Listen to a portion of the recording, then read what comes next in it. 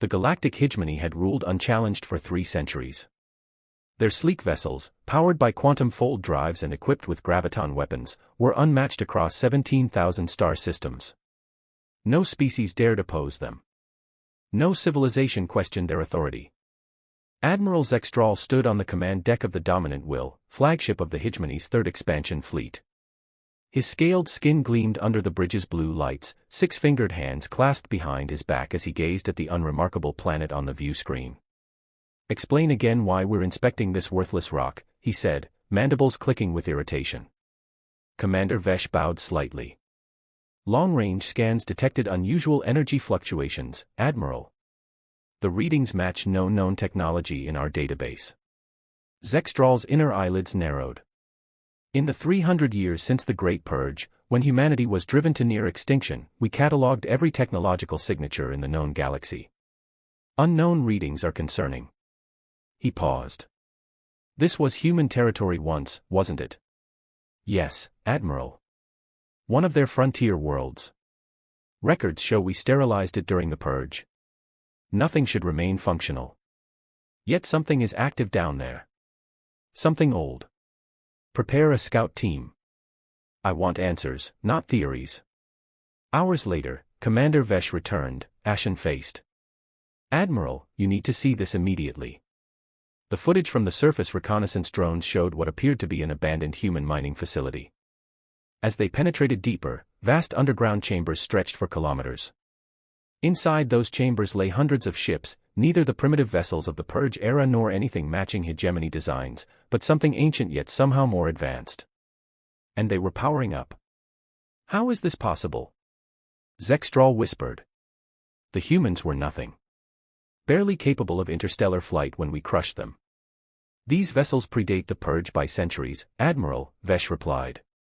"According to the data we gathered, they've been dormant for nearly 1,000 years, well before the hegemony's rise, when humans were still confined to their home system and nearby stars. Send in the ground forces. I want those ships says." An alert blared across the bridge. On the view screen, the planet's surface rippled as massive bay doors opened in what they had assumed were natural mountain ranges. The first ship rose slowly, majestically into the atmosphere. It was enormous, dwarfing the Dominant Will by at least 3 times. Its hull was not the sleek ceramic alloy of modern warships, but rugged industrial plates of dark metal, scarred by what appeared to be ancient battles, yet somehow intimidating in their crude functionality. "Admiral," the communications officer called out, voice shaking, "we're being hailed." Zextral straightened his uniform. First contact protocol, though usually it was with cowering species begging for mercy, not whatever this was.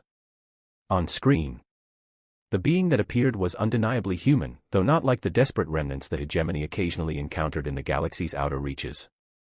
This human stood tall, shoulders wrapped in a midnight blue uniform adorned with unfamiliar symbols. His dark skin was weathered, eyes sharp with intelligence and something else, the patience of one who had waited a very long time. "This is Fleet Commander Isaiah Chin of the Earth Preservation Force," the human said, voice deep and steady. "You are trespassing in protected space." "Protected by whom?" Zextral's mandibles clicked in amusement. "Humanity is a broken species, scattered across refugee camps and labor colonies. You have no protection." The human's expression didn't change. "You misunderstand, Admiral. We are not claiming protection from others. We are informing you that this space is protected by us." More ships rose now, dozens of them. Different designs, different sizes, but all bearing the same weathered, battle-hardened appearance. None matched any human vessel design in the hegemony archives. "Impossible," Zextral hissed. "These ships cannot be human. Your species never developed this level of technology." For the first time, the human smiled, though there was no warmth in it. "What you know of humanity is only what we allowed to be seen. Before your hegemony existed, before your ancestors mastered fusion, we had already reached the stars.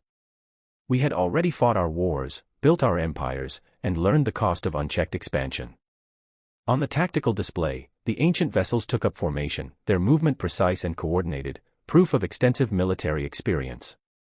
"Then why hide?" Zextral demanded. "Because we had seen enough of war," Commander Chin replied simply. "Our ancestors chose to step back, to hide our true capabilities, to let younger races make their own mistakes. We maintained a presence among the stars, but modest, unassuming, until you attacked. Until we attacked what we thought was Earth, Zextral corrected. A colony world with deliberately primitive technology. A decoy, Chin said. Real Earth has remained hidden, along with our core worlds and these mothball fleets. Waiting. Watching. The tactical officer's voice cut through the tension. Admiral, multiple energy signatures activating across the system, hundreds more ships. Zextral felt a chill run through his body. The hegemony had built its empire on the assumption that it was the technological apex of the galaxy. That assumption was crumbling before his eyes. Why now, he asked, struggling to maintain composure. If you've hidden this long, why reveal yourselves? Chen's expression hardened. Because you've gone too far. The subjugation of the Centauri Collective. The strip mining of the prime planets. The biological warfare against the Turapago species. We've watched. We've documented. And we've decided, no more. As if to emphasize the point, one of the smaller human vessels approached a nearby uninhabited moon. A beam of concentrated energy lanced out from its bow and struck the celestial body. There was no explosive detonation, no dramatic destruction. Instead, the moon simply ceased to exist, its matter converted to energy in an instant. The bridge fell silent. That technology has been theoretical for us, Commander Vesh whispered. Matter-energy conversion on a planetary scale. Chen's voice was calm. I'm not here to destroy your ship, Admiral Zextral.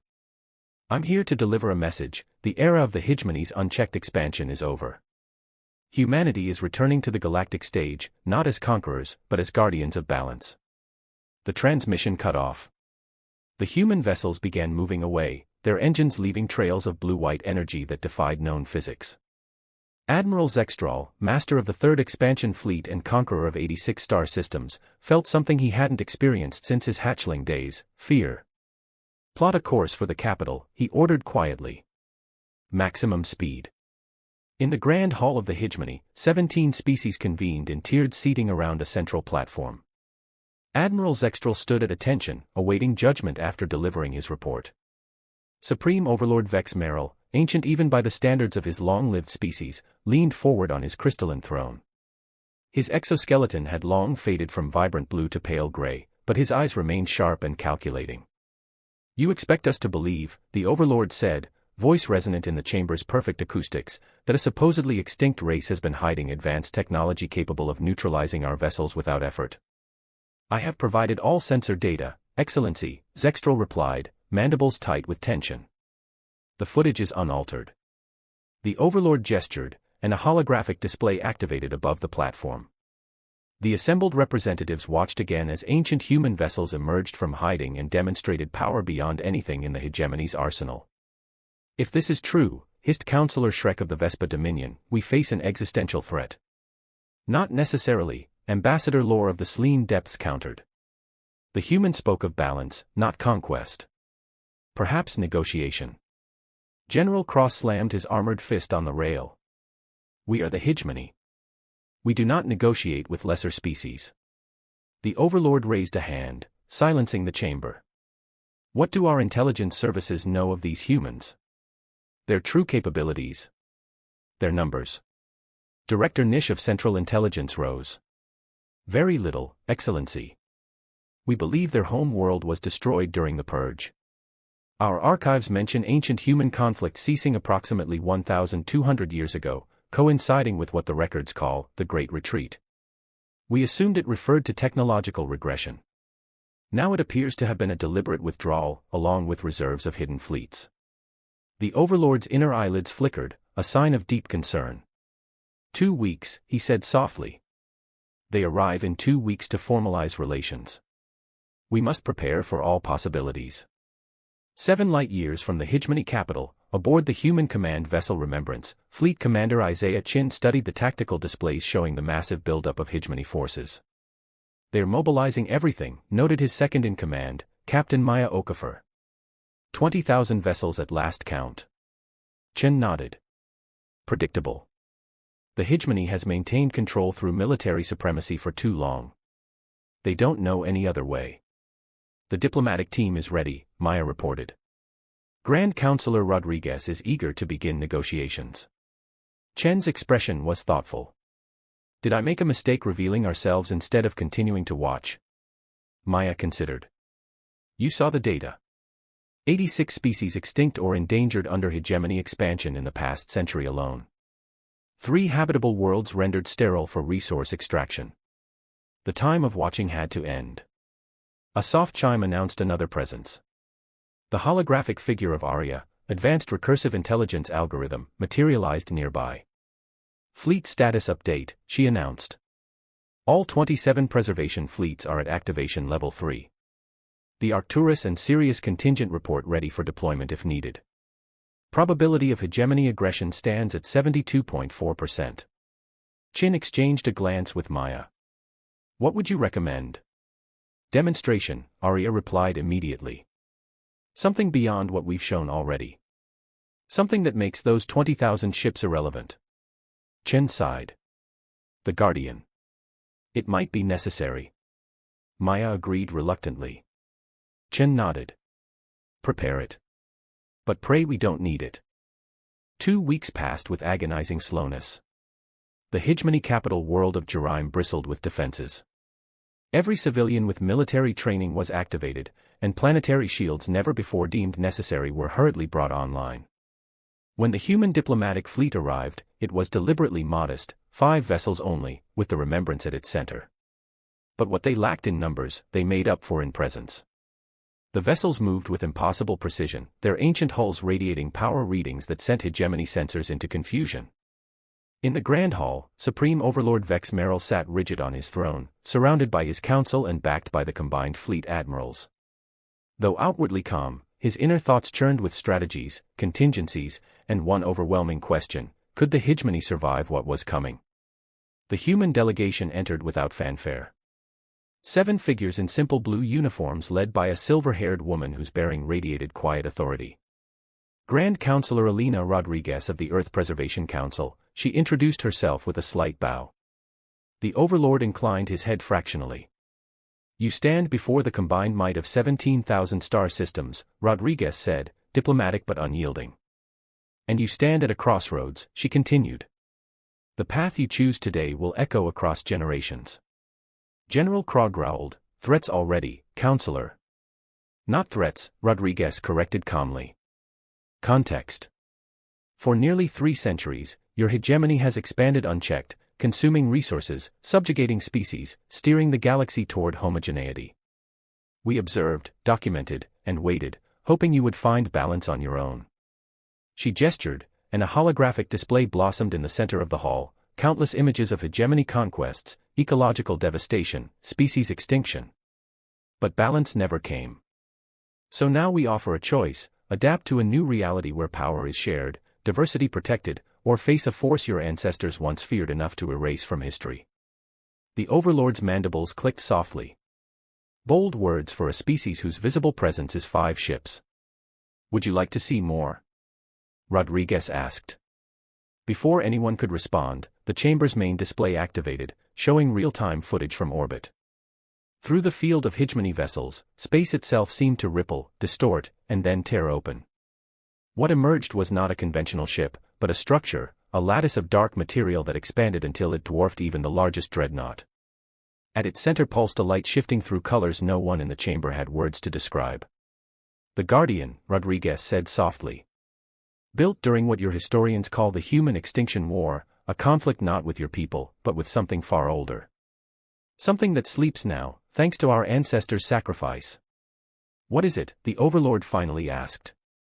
A singularity manipulation engine, Rodriguez replied. It doesn't destroy planets or ships. It removes them from this reality entirely. We locked it away not because we couldn't control it, but because we understood that power of this magnitude comes with responsibility. That responsibility is why we retreated from galactic affairs, to watch instead of rule. She stepped forward, voice urgent. We don't want to use it. We don't want to fight you. We want balance, a galaxy where no single power dictates the fate of all, where diversity flourishes rather than withers under hegemonic rule. The transmission cut off. And if we refuse, the Overlord asked. Then the galaxy will rebalance regardless, she said simply. But the cost will be immeasurable. Long moments passed in silence. Then the Overlord rose, an unprecedented action during formal proceedings. 300 years, he rasped, voice heavy. 300 years we have ruled, built, conquered, and in all that time, never once did we face a force we could not overcome through strength or numbers. He took a step forward, closing the distance between them. The ancient conqueror and humanity's hidden might stood face to face. You could destroy us, he stated. Rodriguez met his gaze steadily. Yes, she replied, but we come offering balance. Because, the Overlord prompted. Rodriguez finished, we believe no empire, no matter how mighty, should stand unchallenged. Power without accountability breeds only ruin. A charged silence hung between them, broken only by the soft hum of hegemony engines thrumming beyond the hall's energy shields. Supreme Overlord Vex Merrill leveled a gaze at each member of the council in turn, weighing their fear against a lifetime of conquest. At last, he inclined his head. Very well, representative of humanity. We accept your terms, conditionally. A murmur swept through the chamber. General Cross' armored fists clenched, but he said nothing. Councillor Shrek exchanged a weary glance with Ambassador Lore. What conditions? Rodriguez asked, voice steady. First, the Overlord declared, all preservation fleets must stand down their demonstration protocols immediately. No further planetary conversions. His mandibles clicked decisively. Second, we will petition the Grand Assembly to ratify open access to star lanes for all species, but it must be implemented over a 5-year transition period, during which the hegemony will provide logistical support. Third, a joint galactic council will be formed with equal representation from all member species and humanity to oversee enforcement of cultural autonomy protections. Rodriguez paused, considering. A council of equals. Very well. The Overlord turned to Zextral. Admiral, escort our guests to the negotiation chambers. Let us begin the work of rebuilding trust. As Zextral bowed and led the human delegation down the marble steps, Fleet Commander Chin allowed himself a rare genuine smile. Maya Okafor fell into step at his side. Do you think we can trust them? She asked quietly. Chin looked back at the Grand Hall, its massive pillars now echoing with cautious diplomats rather than war cries. Trust is earned, he replied. But today we took the first step toward a balanced galaxy. That's all we needed. Outside, the ancient human vessels slipped silently back below the planet's surface, their bays closing like the petals of a long-dormant flower finally resting. Above, the hegemony's combined fleets adjusted their formations, not in preparation for battle, but for a new era of shared exploration and mutual respect. And so, with uneasy hearts but hopeful spirits, two civilizations once destined for war began the delicate work of peace. The galaxy held its breath, watching as the first threads of a new tapestry of cooperation were woven across the stars. The negotiation chambers were carved into the living heart of Jerime's central spire, a soaring atrium of transparent alloy walls that looked out upon the city's gleaming sprawl. As Admiral Zextral ushered the human delegation inside, the subdued clatter of boots on polished floor gave way to hushed conversation punctuated by the distant hiss of atmosphere regulators. Grand Councilor Rodriguez took in her surroundings with a measured gaze. Impressive, she murmured. How you've integrated biosphere supports into the architecture. Zextral inclined his head.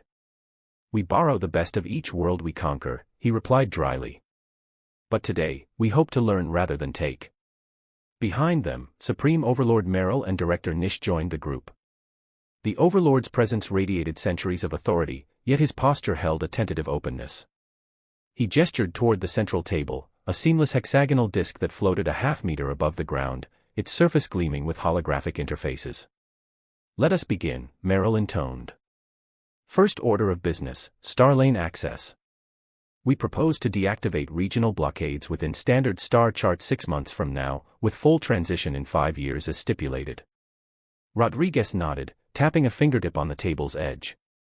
Immediately, a map of the hegemony sphere appeared, each system outlined in soft blue. Humanity accepts your time frame, she said.